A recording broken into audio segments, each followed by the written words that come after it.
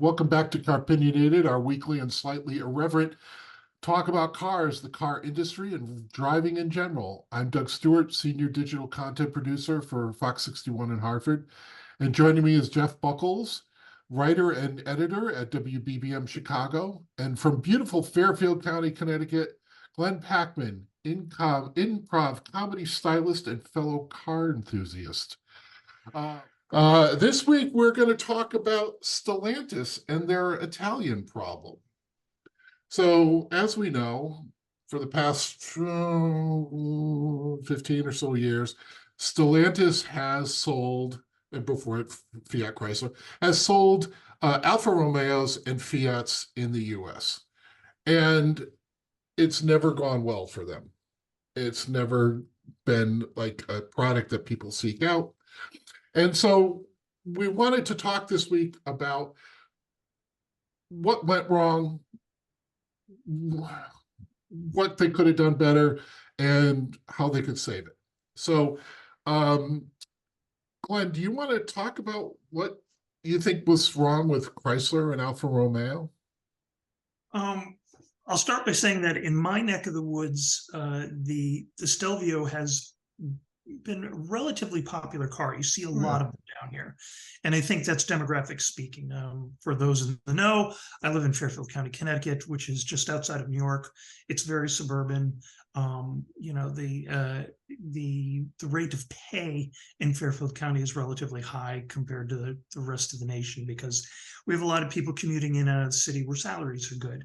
And it's the suburbs, so you need a car at least. So it's a good market for a car like the Stelvio. We see a lot of them, but I think you're right in that it's not something that people, really seek to covet.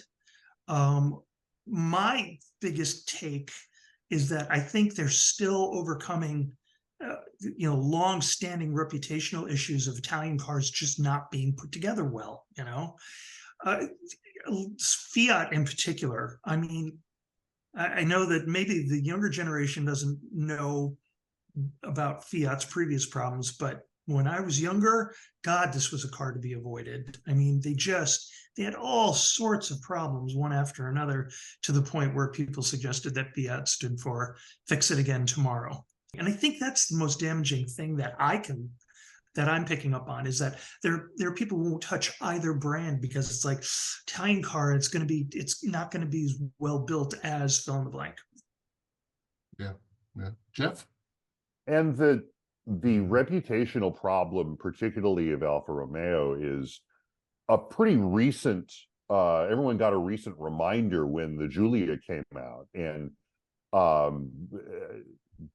reports and online forums filled with stories about cars failing in spectacular fashion. I read one thing, forget where I read it now, where someone talked about how they had a Giulia and it was in the shop for 4 months, but it was still the best car they'd ever owned, or the most fun car they'd ever owned. Like, they're fantastic dynamically speaking, they're just not built particularly well. I did just read something today that Alfa's sales are up. Alfa went up in the most recent JD Power index, and they're starting to address some of this. And like you, Glenn, I see a fair amount of Stelvios around the streets of Chicago. It's a pretty decent option for people who want something different than a Macan or something like that, I guess, or an Audi, one of the Q5s or something like that. I'm not yet seeing a ton of the smaller ones, the Tonals, though I have seen a couple in Dodge Hornet drag, which is a whole other issue. We'll get to that. And Fiat is, well, they're pretty much down to one car in the US at the moment, and that's the 500X, which is the Fiat version of the Jeep Renegade right now. They are preparing the new 500 electric to come back to the US next year. And we can talk more about the strategy for that and how they intend to do it and whether we think it's the right call. But it is largely lack of reliability, sort of bad word of mouth. There aren't a lot of dealers. I don't know that they've spent a lot of money on marketing, which is odd.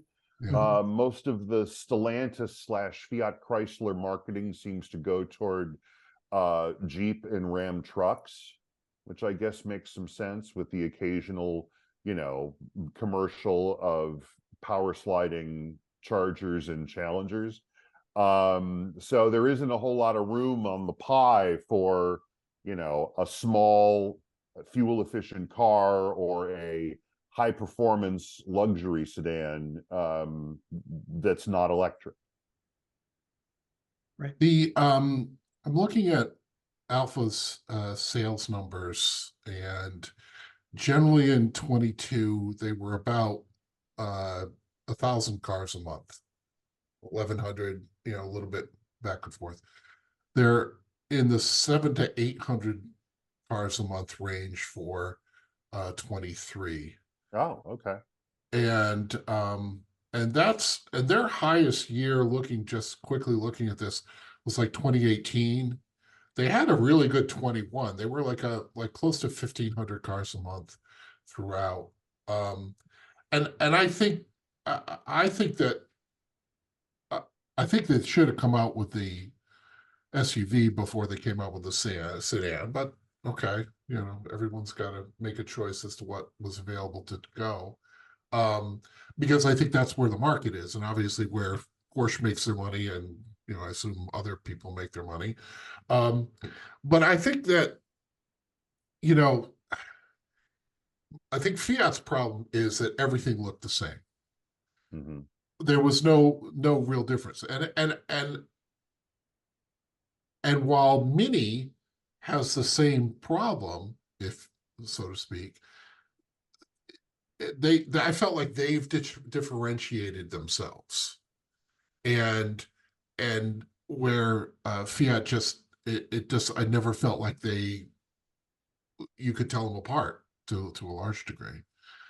And they're keeping the factory, going with doing the Renegade, which they're not going to be doing anymore. But I think that they've just had reputational problems time after time after time and time again.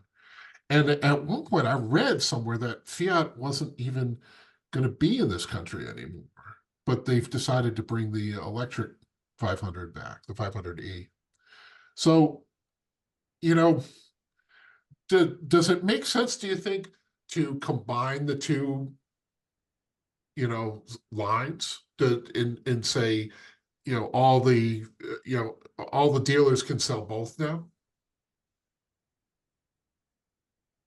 I mean, if that hasn't happened yet, it probably should. I think I think that makes a lot of sense, actually. Particularly because the 500e, from everything I've read, is actually a pretty cracking little car. It's adorable. First of all, it is something that the US probably needs more of, which is efficient, relatively inexpensive electric vehicles. Mhm. It doesn't have a ton of range, but it's a city car. It doesn't need a ton of range. And it has tons of style. And I think the marketing people at Fiat are going to lean way into that. The head of Fiat is saying that they're not really all that concerned about market share with the 500e or trying to blow the doors off with sales. I think they're trying to create an aspirational product there as much as they can in that space. And I suppose that makes sense if you consider, and there's tons of call outs on the new Fiat to the country of origin, from little tricolores in the turn signal repeaters to the new badge and everything else. Like they're really kind of leaning into it, I think, as sort of a boutique electric car. And I suppose, given the Italians' history in design and high fashion, that makes sense. You don't wear your Pradas to Costco, or at least I don't.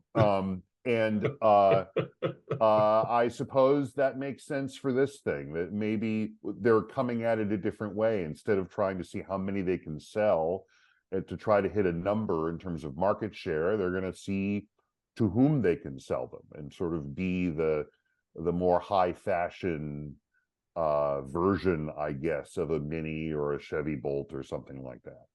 Right. There may be an untouched niche in this country for an electric vehicle that has that sense of fun or style about it. I'm just wondering if that's something that might grow, that's antithetical to what we're seeing right now, because we seem to be going back towards bigger cars again, like we saw around 2000, which I was never a huge fan of, just because they got to the point where they were bloated and ridiculous. It was just, I mean, what was the huge Ford, the SUV? The Expedition. The Excursion. The Excursion, yeah. The Excursion, right? Was just it was a lesson in American excess, and just every time I saw one, I was like, wait, it's a camper, Yeah. It's like, It wasn't just a lesson, it was a textbook. It was a whole college course. Yeah, exactly. I mean, forgive for sidetracking for a second, but I actually went on a date with someone who drove one of these and was just single and didn't have any reason for having, like, didn't work in a field where they carried a lot of equipment. It was just, I was like, why? And the response was, because it's big. Oh, okay. All right. Well, there's the American way. So I'm kind of hoping that this car is going to be something that helps bring back the trend towards more efficient, fits in my garage kind of vehicles. It is, I agree with Jeff that it is cute, and something I think we really need to work on as a race is more electric cars that look cool, because a lot of the electric cars that are out right now are just kind of weird looking in my mind. But yeah, and it's still the Fiat, and why not bring it into Alfa dealers, because it's not going to cannibalize any of their existing. Right. Yeah, it's two pieces like that fit together well. It's like, right. I think one of the other things that they have to do, they have to make is it tonal or tonali? I don't know. Everybody who comments about it on the Autopian website, I think it always autocorrects to toenail, which I don't think is correct. Oh yeah. At least I hope that's autocorrecting. Well, the smaller of the two Alfa SUVs, Yes. How about that? Yeah. Yes, Okay. there you go. I think you got to make that worth $10,000 more than the Hornet. You have to come up with a brand differentiation, Yes. right? Yeah. And less of them is not gonna cut it, I think. Yeah, and frankly, they have to do a better job of building it. The Hornet forums are filling up with cars that are just having typical first-year Alfa Romeo problems, which is fine if you're expecting to buy an Alfa Romeo, but not if you're expecting to buy a Dodge, right? Yeah. So they gotta sort that thing out. One more thing about Fiat market share, by the way, and you guys might know this off the top of your head faster than I do. I meant to look it up and I forgot. Does Stellantis still sell the Ram ProMaster City in the US? I Because that's the most popular Fiat nobody talks about. It is the Fiat Doblo, which is an adorable little city-sized van that has been sold here for years. I'm looking it up now. Ram trucks. Because I know the small van, everybody's kind of getting out of the small van business. Chevrolet is no longer selling the Nissan, the little NV200. I don't think Nissan's selling the NV200 anymore. Ford is phasing out the Transit Connect, which I was always a big fan of. Yeah. And so I don't know if Ram is getting out of the ProMaster City business. I don't see it in a quick look on their site. I don't see it. Yeah. Okay. It sort of was the spiritual successor to the Ram CV, which was the old minivan, the old Caravan, and a cargo configuration. Yeah. And you saw a decent amount of them. Mm-hmm. I mean, I fail to understand why that isn't a product you want to be in that market for. Yeah, If well, for it's like not everyone needs that big, transit or whatever. but to Uh, Glenn's, I think to Glenn's point, when people started buying bigger cars again and bigger trucks again because gas prices became less of a factor, then I think the business case for those fell off a little bit. Yeah. Yep. Yeah. And that seems to always be the barometer of this kind of thing too, is how cheap is gas? Yeah. Cheaper, bigger, more Mhm. expensive, smaller, but just thinking back to when cars went just tiny in this country for the first time, and that was back in the 80s when, post the gas crisis and all that. I remember that, speaking of a Dodge, little Dodge Colts selling for thousands of dollars over their asking, and that was a lot of money back then. That was the yeah, and then the was it? Oh yeah. That was the Mitsubishi, the little captive Right. import. Those were Yes, cool. the Colt Man, and the Champ. Yeah. those were Yeah. awesome, man. With the little twin stick transmission, those Yeah. things were fantastic. Yeah. And They now certainly you had- have one now. You have one now. You'll be the star of Radwood. I mean, those were so good. It certainly had a lot more flair than my Dodge Omni. I had a Plymouth Horizon. I loved that car. That thing was great. Yeah, I one of the other things that I thought of when I was thinking about what they might do is I think they need one or two things, or maybe both, is a GR86 competitor, and a Mustang competitor. And I don't know if those markets are like able to be more divvied up, but I think it would be interesting. So they had, for a time, Fiat sold a sort of new heritage version of the 124 Spider, which of course in the 60s and Right. 70s and into the 80s was a style icon in the auto industry. The original was a Pininfarina design. Yep. It's fantastic. The newer one, the remix, was essentially a Mazda Miata with a Fiat engine, which is a pretty good place to start. Of course, they couldn't give them away because the Miata pretty much has the small two-seat convertible market sewn up in America and has forever. A GR86 rival would be interesting. They could. So a few months ago, I was at this thing called Fuel Fed, which every month is sort of a cars and coffee thing up in downtown Winnetka. Which is just as upper middle class John Hughes movie establishing shot as you could imagine. In fact, John Hughes was from the North Shore, so he came by it honestly. And I saw not one but two Fiat 124 coupes from the good old days of Bertone styling.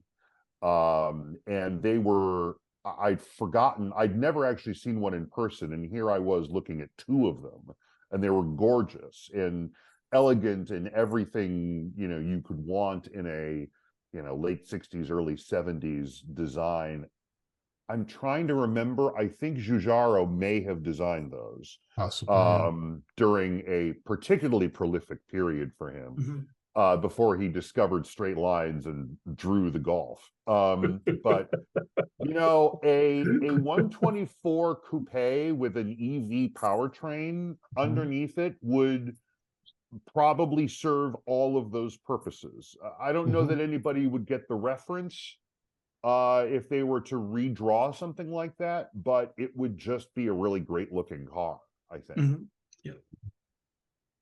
I remember when my father, in his storied past of buying bad cars, bought the Austin Marina, and it wasn't Your ready. dad owned the weirdest cars.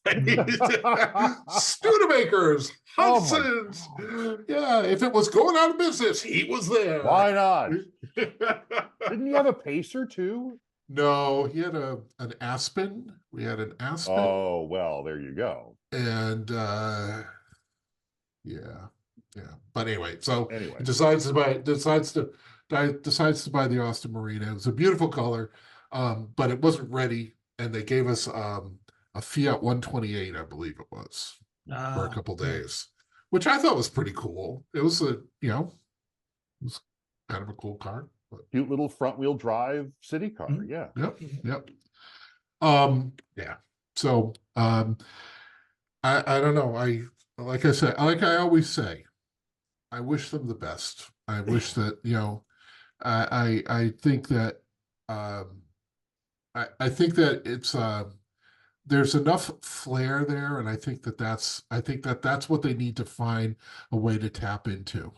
And if you made some smart ad buys on YouTube, I watch a lot of YouTube, and I see a lot of Nissan ads, and and Nissan makes a great product, but it's not an emotional product. Yeah. Right. And God bless Brie Larson, man. She deserves to get a bag, honestly. Yeah. But boy, yeah, you're right. It's kind of oversaturated. I'll tell you, I've been thinking about this. If Fiat decided tomorrow morning, you know what, we're just going to go get market share. We just want to get people on the floor. We just want people to come look at the vehicles that we have, whatever they are. They would take the Fiat Strada and bring it to the US. They need a truck, period.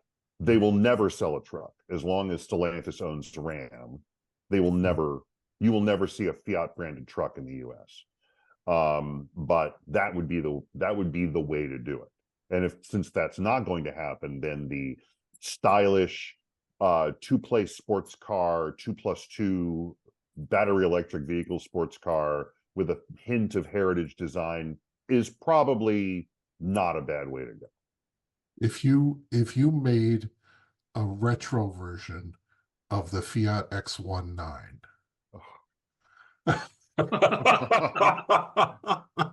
Talk about a car, man. God, that's such a good car. Yeah. They were tiny though. I mean, Yes. they were like MG size. They were, the old MG Mini and which works. Midget. The Midget and the B. The MGB. Yeah, they were. And that was really around tiny. the time and roughly the same configuration of the I'll use its government name, the Volkswagen Porsche 914. Also very tiny, also beloved by enthusiasts. Right. Yeah, gosh, that X19, man, that's a great car. Yeah, I'm thinking that maybe something for Alfa to consider might be that they go for the juggler of like one of the Italian sports brands, or all of them, Ferrari and Maserati and Lamborghini. Maserati, thank you, and the rest, and do something on its way to being a supercar, but much more affordable, like a reasonable price, and maybe try to like undermine that whole end of the industry. It'd be interesting to watch. I don't know if it would work. So what you're proposing, Glenn, is essentially a Fiat or Alfa's version of the Corvette. Yeah, very good. Yes, that's exactly what I'm saying. Like, so bring the 4C or the 8C back. Yeah. Yeah, I like that. It, like I said, I don't know if it would sell here, but it would certainly create, a hubbub. And isn't that what it's all about? A halo car. Right, exactly. You have to create emotion around it. Right. Like I've said, not everyone liked the new Beetle, but it brought people into the showroom and they bought Jettas, right? Any one of these, the PT Cruiser, they didn't like it, but they bought a whatever was the Spirit. A van. They bought a van. A minivan. But yeah, it just sort of says, hey, we're here, look at us, we got cool stuff going on. Right. Anyway. All right. Well, that's going to wrap it up for another week of Car-Pinionated. Thanks everyone for joining us. If you have comments, please email me at dstewart@fox61.com. If you've enjoyed this, you can watch our previous episodes on YouTube. And remember to like us and subscribe, and we will see you next time.